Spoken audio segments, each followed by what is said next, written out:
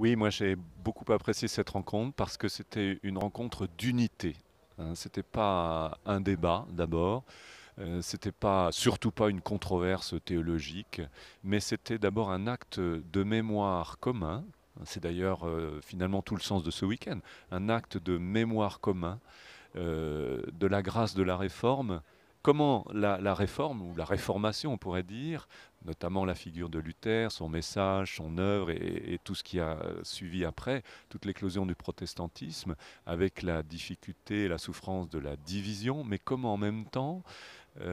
l'avènement de la réforme, l'héritage vivant de la réforme, est une grâce aussi pour nos différentes églises et une grâce à partager et donc à célébrer aussi.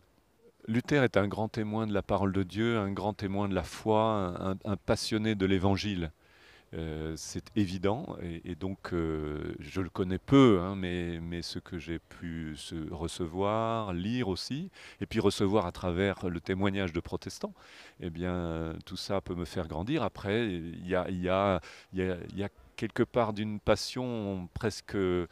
voilà, l'œuvre de Luther, la personnalité de Luther est tellement forte aussi que quelque part aussi il y a une sorte de rendez-vous manqué, hein, dans la communion de l'Église catholique, et avec des responsabilités évidemment partagées, mais, mais autant je ne ferai pas de Luther un saint, mais ce n'est pas les catégories protestantes, évidemment, mais autant je reconnais que Luther est un très grand témoin de la foi et qui est pour moi aussi, comme évêque catholique, une source d'inspiration.